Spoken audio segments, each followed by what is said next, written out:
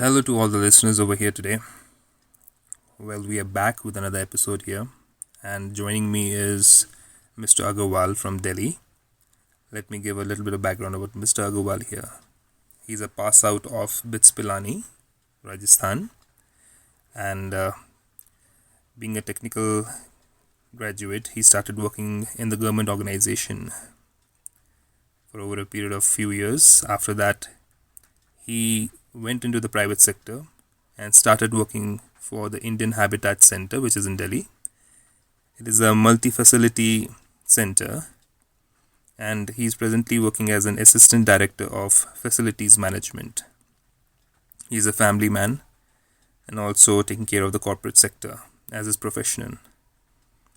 Now, the discussion went on to something very interesting, and it's obvious that when we look at spirituality, we feel that majority of the discourses, majority of the guidances which are given by the people who are following spirituality is about controlling our anger, controlling our emotions, be it anything. Is that really true? Do we really need to control our anger? Do we really need to control our frustration or any other emotion per se? And one of the most important point which Mr. Agarwal was talking about is that anyone can do anything to you except your own emotions.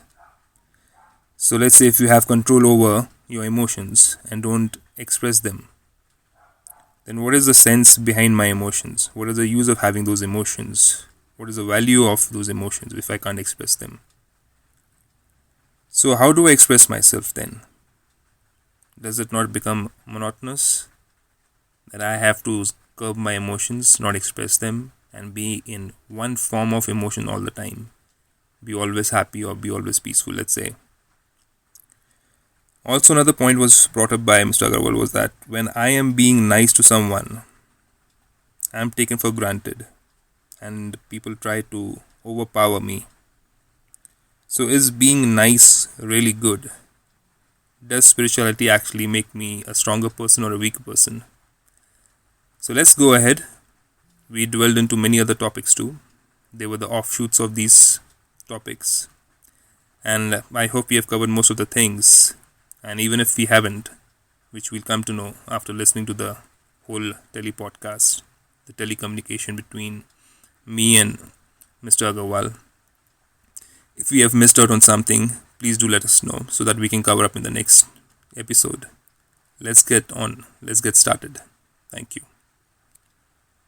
Let's get on with something which you were talking to me about. Yeah. So you were mentioning, if I'm clear about the question, you were saying that even animals, even animals and human beings, when we compare both of them, there is feelings in human beings, strong emotions in human beings as compared to animals. But then spirituality is something which it seems to advise us to control emotions. Yeah, right? Yeah. Am I clear about the question? No, you're absolutely clear. But if I am allowed, I can share you why this question is coming to my mind. Please do so. Yeah, this question is coming to my mind because whenever I hear Sister Shivani or Satguru or any such things, instead of listening to any other thing, everywhere what I am understood them, if I understood them correctly, it is basically they say that anyone can do anything to you except your emotions. Emotions are your own creations. Right. Emotion is one thing which you have full control on, and if you are able to control them, then you are a far better person than what you are. Right. My question which comes to my mind is that emotions are the only way by which you express yourself in different situations. Exactly. Right? Let it be anger, let it be laughter, let it be cry, whatever it is. Right. Each emotion have a sense behind it. Why do you have that emotions for the person? Right. Unless and until it's with ill will. Right. Right. All the emotion has a positive aspect to it. Right. If I'm scolding my child or my subordinate for a better reason, I think the will is right. Okay. But the moment you start controlling it, then how do you express yourself? then does it not become monotonous kind of a thing? Okay. I mean, maybe I'm confused. I understand that. Yeah, I get your point right now. So let's talk about it. Do you have anything else to say? No, not much. But one more thing is that everyone talks about how to control anger, how to control this, how to do this thing.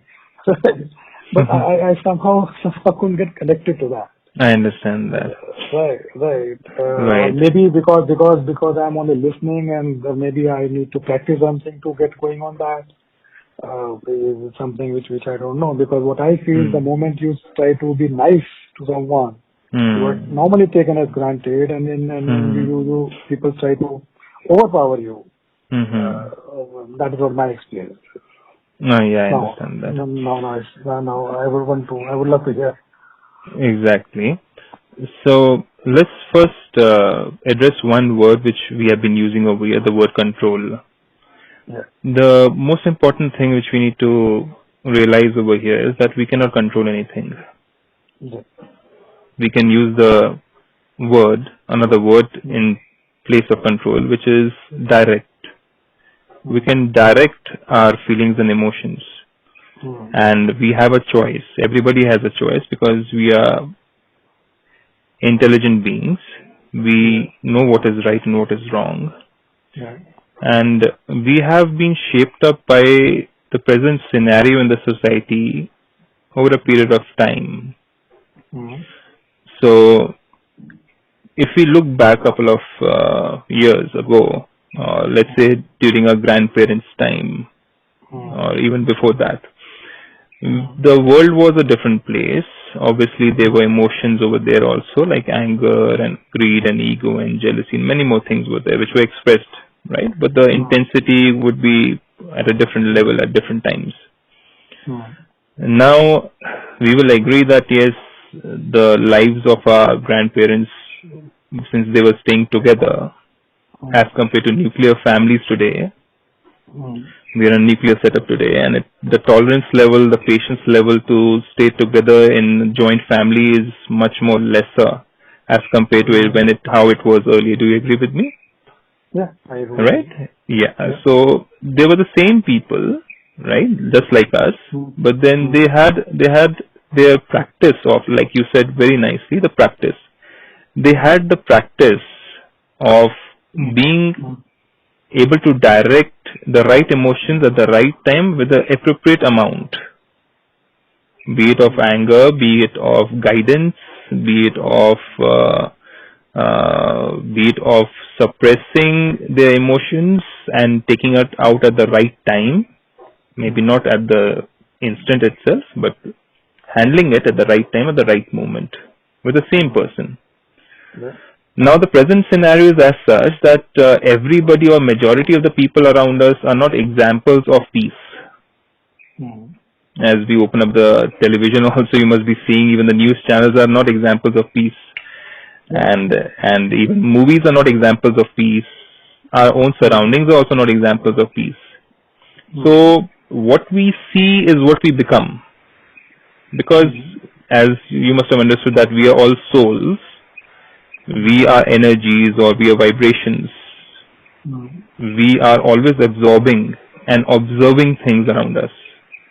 And more than what we observe, we actually absorb more than that. Sometimes we don't even observe certain things like a honk on the road or somebody shouting, but we can feel the vibrations. When we're crossing that locality or that person, we can feel the vibrations. We might not observe them literally, but we can feel it, right? So similarly, the whole world today is vibrating at a certain level. We can say a negative level or a positive level. So we are being influenced by that kind of situation. But there was a time when there was peace, there was happiness, maybe not to 100% level, couple of years back during our grandparents' time, which we were discussing right now. And today the situation is a little different. Are you there with me? Go on, I'm there. Yeah. So in this present scenario, to accept that one can do work without anger, or one has to control anger to get work done, becomes a little difficult to accept. And it is normal, it is natural for us to first accept that, yes, it is difficult to see those kind of examples or those role models around us who have been practicing that. Let's say even our parents used to use that measure on us to get things done from us, right? Our parents would maybe even use violence to sometimes get things done from us when we were not listening to them. Yeah, so it is something which we have experienced as a soul, and it is something which is imprinted into our mind from childhood onwards. So to accept something immediately right now and try to control it would lead to repercussions, would lead to misunderstandings, would lead to acting abnormally, I would say. So let's not try to control anything. Let's try to understand that what am I here for? What kind of life do I want to lead over here? Since everybody says I want peace of mind, right? We all want peace of mind, right? Are you there with me? No, I'm there. Yeah, so since we want peace of mind, we understand that thoughts are also energies actually. Even science today is proving that thoughts have got frequency, thoughts have got vibrations. And the effect of thoughts on water is also being researched in certain countries like Japan by certain doctors. And they have proven that when you play certain songs, the vibration in the water changes. Let's not even go towards the scientific level. Even the holy water which we talk about, the Buddhists, they pray to the water and they say, this is healing water. And many places in the world we have known about the healing waters, the Fujiwara Dam, the Zamzam Dam, or the Lourdes in France. They talk about untouched water. And we also know that, in the olden days, during the grandparents' time, they used to even pray in the water and give the water to the sick person, and the person used to feel a little better. You see, it's all about energy transferring. So since science was also talking about it, so there are frequencies when it comes to anger, there are frequencies when it comes to peace, and they all are vibrating. Now, anger is a frequency which is on a little higher scale, and we also know that something which is not on a peaceful scale or on a higher scale, it affects the body also. Not just our mind, but it affects the body. And since we know that, WHO also has done a research that 95% of all the diseases in the world are actually psychosomatic in nature. The World Health Organization also says the same thing. So that means 95% things are coming because of the mental stress or the peacelessness. So the question comes, what kind of life do I want to live actually? I can use anger for sure. But then if anger is leading to my hormonal imbalances in my body and then leading to certain knots in my heart, palpitation in my heart, and leading to coronary artery disease, and many more things which the World Health Organization also says, then I should look for a way in which I can convey the same message to my subordinates, to my children, to my wife, to my husband. The same message can be passed across. And in doing so, I can tell the person to follow a certain path, my child to follow a certain way, without getting angry. The message is the same, right? The sentence is the same. But I can put in the energy of anger in it, or I can put in the energy of peace in it. That depends upon me, because I am an originator, I am a creator of that peace or anger. I can create rage or I can create peace. I can convey the same message. But in one case, what is happening is I am not elevating my hormonal levels. In the long term benefit, when I see, I am not elevating my hormonal levels. I am not creating long term issues in my physical body, which is going to come back to me only as karma, which we say. And I won't be losing my peace of mind at that point of time, because whenever we are getting angry, we must have realized that I am generating an energy. I might be saying certain things which I might not want to say, and it might hurt the other person. It might get the work done for sure at the moment, but then in the long term, who wants to be around a person who is always getting angry? Do we think that that person will respect us? Do we think when we give peacelessness to the other person, that person would like to be around us? They might be doing certain things because they are bound to. If they don't listen to us, they might lose their job, they might lose their post and position or the promotion or anything. Or the child might want to listen to us because he has no other choice in life, and at the back of the mind, I've actually spoken to a lot of kids also, and they've shared it with me that our parents have been angry with us, and we are just waiting for that moment when we start earning on our own, and we can leave that house which has created a lot of peacelessness in our life. I've literally heard some children speak those words. Must. Yeah, because see, every soul's original nature is peace, and nobody wants to be around an agitated kind of vibration, be it anybody, be it a parent, be it a friend, be it a child, and the whole world is looking for peace. So when you listen to these things from children that I'm just waiting for earning that amount of money so that I can leave that house. No wonder today we have come from joint families to nuclear families. There must have been a child who must have said, I cannot live with my parents, they don't understand me, they always shout at me, they don't understand what I want to do in my life, the way I want to live my life, right? So somewhere down the line it has started. But here there's one contradiction which comes. Yeah, please.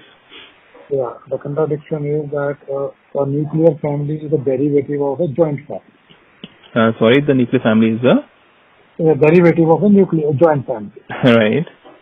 Right. There were joint families, bigger families, and gradually, because of the same reason as you are saying, that because of the children were looking for an opportunity because of something that they did not like, they probably split, and from joint it became nuclear. Yeah, because of their own personal choices, and also we cannot put the whole blame onto anger only or the behavior of a parent. Agreed. It is not a blame. It's kind of an understanding of the child at the right time that what was right to what parent was saying, how right was that. Right. Right. The issue is that because I am also a father of two kids, 29-year son and 24-year daughter, so I am also facing sometimes the same issues. I understand. So I can say that because something which is not right for them, it's told to them, they might feel agitated about it, but still, I mean, as a parent, you can't let it go. Yeah, as a parent, we have to give them the right guidance. But who thinks what is right? Right, exactly. The question comes to, because see, when we talk about individual souls, we understand that and a soul is coming not just with whatsoever we are teaching them in the present birth. Since we are people, I hope you believe in rebirth or not. I don't know whether you believe in rebirth or not. But those souls are coming with a lot of experience from the past birth. So I do agree.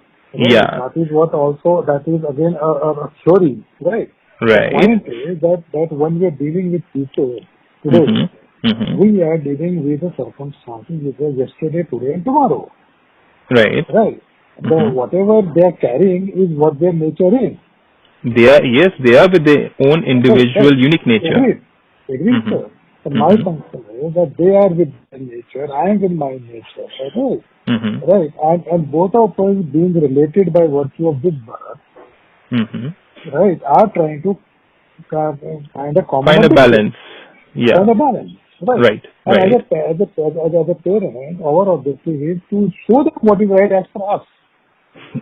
Exactly. But as the time goes, because of the generation gap and probably increasing knowledge, right? What was right for my father, it was not right for me as a child. What was right for me as a father is not right for my child. Yeah. So that kind of a contravention will always keep on going. Yeah, that will always be there. Yeah. Always be there. But we need to come to one understanding over here. We need to ask ourselves, at the end of the day, if I look at myself, what kind of person would I like to be around? Yes, we are giving maybe the right kind of suggestion. We might be telling them what is right or what is wrong. But at the end of the day, I'm all about vibrations. I like to be around people who accept me, or I like to be around people who are trying to change me by using any means which is not peace. But my experience is this. Because maybe that is not the universal experience. Because people accept you if you are like them. People normally do not accept you what you are. They're hardly a very good friend. Yes, in the last few months, I come across few people who became very friendly for 2 months or 1 month, and all of a sudden they disappear for no reason. And they were nothing common with them. They disappear. Okay. They just don't want to talk to you anymore. Right. Right. And there was no common ground to begin first place. And there was no reason why they disappeared. Right. Right. Like in an office or in a home, everyone would want to be you the way they would want you to be. No one is agreeing to accept you the way you are. Exactly. Right. And that is the thing I think which was there in the past, because being a 55 years old age, I have seen the earlier life also of long joint families.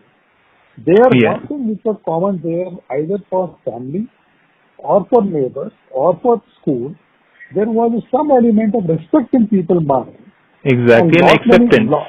And acceptance. Yes, because acceptance is equal to respect. Yeah. When we accept somebody, there is respect. With the respect, right? So exactly. That was, or most of the things which could have gone negative normally get buried under the carpet, called with acceptance or respect or whatever they call it. Right. And then they never resurfaced. Right. Earlier the emotions were put on a copy. Bhar gayi, side mein rakh di. Then you forget about it. Now people are keeping the things in the cloud. So they retrieve it as and when they need it. Yeah, so the point is that how do I want to live my life at the end of the day, and what kind of values and what kind of qualities do I want to transfer to my siblings or to my friends or to my children? Do I want them to feel respected, even though they have certain disparities and age gap, they have a different way of thinking? Do I want to create peace? Because let us ask one thing. Can we perform better when there is peace around us, or can we perform better when there is anger around us? We can definitely perform better when there is peace around us. Right? Exactly. Otherwise, no one would want to go to mountains. Exactly. So can I make that situation, Mr. Agarwal, can I make the same situation around in my house by practicing the old methods of acceptance? I can accept my child as that child the way he or she is. Just put up my own views also. Not have any kind of expectation that they may respect it or not respect it, but I individually respect my own views as an individual. I have my own thinking. So when I respect my own views, I do not expect anybody to respect it at all. I agree. So does it mean?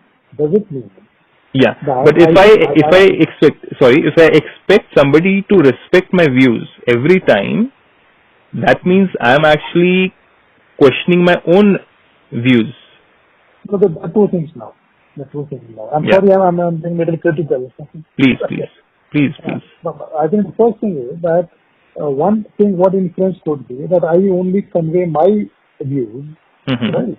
And then it is up to the other person to either accept it or not accept it, and I should be contented with only conveying what I say, instead of getting it done or not accepting it or accepting it. So that is one way to look at it. Right. The second is what you said, that I just forgot what you said last in the second sentence. I just said that it depends upon... No, sorry. I got it. Yeah, please. You said that if I want to be accepted by everyone the way I am, am I being dictatorial? Am I being? Dictatorial kind of a thing, that I want everyone to accept me. Yeah, in the sense like I feel powerful, or I feel that I am in charge only when people accept everything which I say. Even though they might be accepting it because I am on that powerful chair, I am on that place or in the society, or I am from my age, I am elder to them, could be any scenario. I just feel powerful. I just feel that yes, I am in control, and that is like a self-fulfilling prophecy for myself. even though other people, I cannot control their reactions. I cannot even know whether they are accepting whatever I'm saying. But just because I want to feel powerful, I want to feel accepted of whatever I'm saying, they might even say yes to me. But is that the true respect? Is that the true respect I've earned? Question is that. I think the question is that are they respecting a chair or are they respecting the person who's sitting on the chair? Exactly. So which kind of life do I want to live? But my concern there is that despite being what you should be ideally, the other, when you're dealing with 50-60 people, the 50-60 people's mentality is to get you over. Right? They just want to surpass you, bypass you, even if you're boss. So even if you want to be like one of them, or you want to be very, very polite with them, they tend to ignore you or bypass you or try to feel that you are no more the boss. Yeah. So I need to question over here. My self-value, my self-respect, does it depend upon the quality of my decision or my guidance which I've given to them? Whether they accept it or not accept it? Because in the end, the truth will come to pass, right? If I had a good suggestion, it will be seen in the end. Whether they go through. Yeah. So in the end, we say the truth always wins, right? So if I know that I am truthful and I am doing the right thing, then a little bit of patience maybe over a period of time, even if they don't listen to me, they will realize. But again, am I doing it? Am I waiting for them to realize so that I can again put myself on the pedestal for a short period of time and fulfill my personal ego, my personal self-respect? That see, I told them it's not going to work out, but then they went ahead and took the wrong decision, but now they see they are repenting it. Every time I have to check myself whether it is my humility which is leading me or it is my ego which is leading me. Because in humility, I will feel respected because in humility, I'm respecting myself, my decisions. But in ego, it is short-lived. They might again accept that yes, I was right, but in the next chance, they will not accept my ego, which I'll be showing to prove that I was right. Because nobody respects a person with ego. But a humble person, listen, do you agree? Even if you put your boss on top of you right now, and let's say you're in the situation in which your boss told you something, you went and did something and you did it wrong because of your own suggestion. You come back to the boss and boss tries to put you down by saying, see, I told you. How will you feel towards the boss? Respectful, or you feel lower than him and feel like I don't want to be around this person because he always puts me down. Let me avoid him. Right? But the point is, I completely agree with you. Right. I completely agree with you. But still, I mean, I think there are certain times where these things may not work always. They may not work always, for sure. Right? I agree. Now, I understand what you're trying to say. Let it work as much as it can. Pardon? I think the suggestion could be that let it work as much as can, more than before. Let it work as much as it can, if not 100%. Yeah, because see, everybody at the end of the day, whether it's a child or whether it's your subordinate or whether it's your boss, everybody is learning through experiences. Now, most of us, when we learn through experiences, we don't learn unless we ruin ourselves sometimes, right? Or we learn quickly depending upon the level of ego which we have in ourselves. Now, a humble person might fall twice and learn it, but a person with a little bit of ego will fall 10 times and learn it, but that person will come to a realization. The point is, if I keep patience in myself, even in a company or even in my family, to see even my child go through those mistakes and learn out of mistakes, which will work stronger? Me telling that child every time to do that thing, whereas the child has not realized that he's doing a mistake, just out of fear. It has not gone deep within his sanskars to practice that what I've been telling him, because he's just doing it out of fear. Or that child falls 2 times, 3 times, realizes, where I am just observing, not putting that soul down, not making them realize that, see, I am on top of you, I am always right, but humbly being a silent observer and let that person come back to me and say yes. If that person has humility, come back to me and say yes, I was wrong. But here I am not expecting any kind of praise or appraisal over here. I am detached from the outcome, whether they come back and say sorry or they don't come back and say sorry, because my peace of mind is not dependent upon whether the other person is respecting me or not, or coming back to me or not, because I don't want to be dependent on the other person. That is right. And I can draw in your one of this, I think, who am I saying? Your last sentence was, harmony is equal to harmony. Right. Right. So I just thought in my way that it is like a harmony in a positive way. Yes. Right? Egolessness. Egolessness. जो पहले गाना आता था कि चलो मैं हारी पिया मान जाओ. हाँ जी. That was more in a polite way. Exactly. Like, let me concede defeat and let's be happy about it. Yeah, but if you look at it, Mr. Agarwal, it is not defeat actually. It's not defeat. It is just surrendering. Yeah. As a goodwill gesture.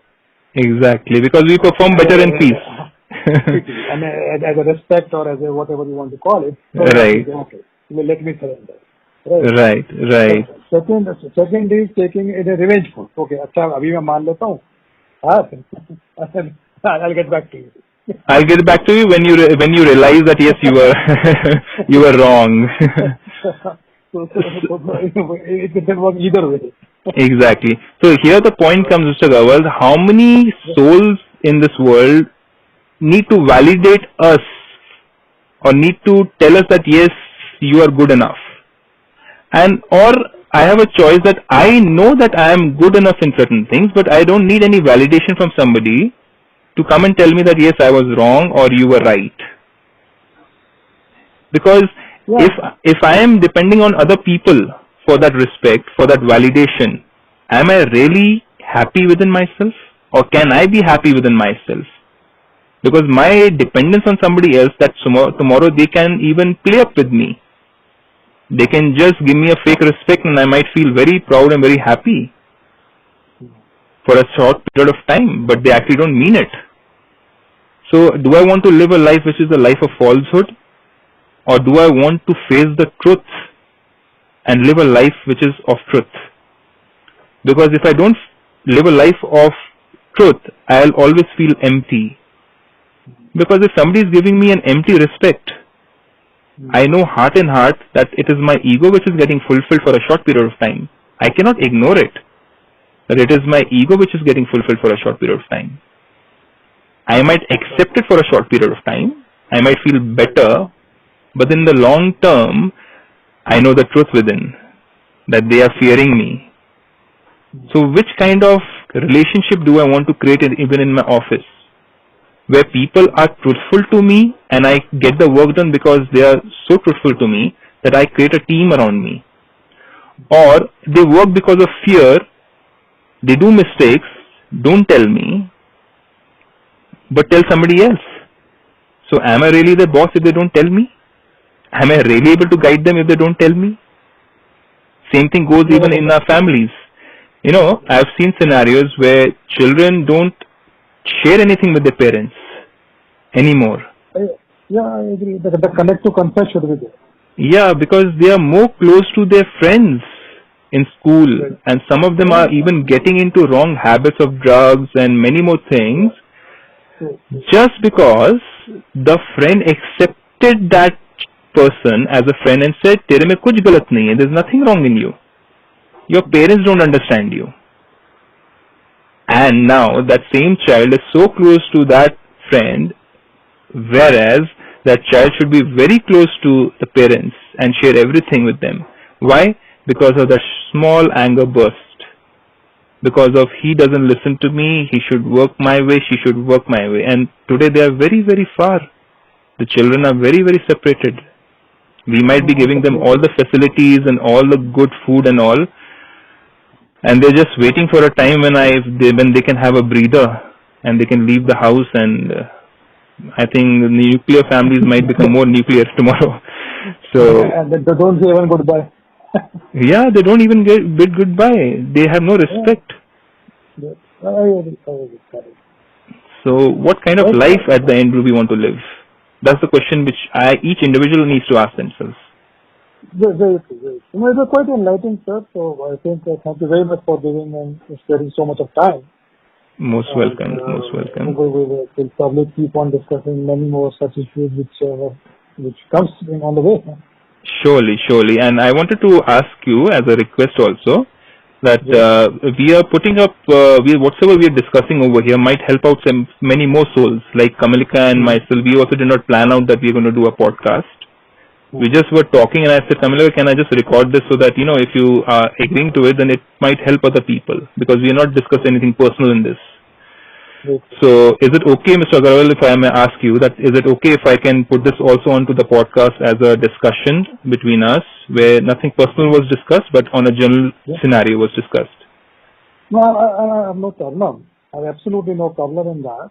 But only thing I want to know about it. Right. That do you think that the entire discussion will help people? Right. If you think it can help even a single person, or at least it will give them a start to think, please go ahead. A lot of people, like if you were somebody who heard something between Kamalika and me and you came up with questions for clarity, imagine how many more are waiting out there. No, the point you said that I told you earlier, because for the last 2 years I've been listening Shivani ji and Right. So much of the thing has come to my mind. Right. I even thought of writing to her, but I couldn't. I mean, I think it's coming from chaos to confusion to clarity. Right.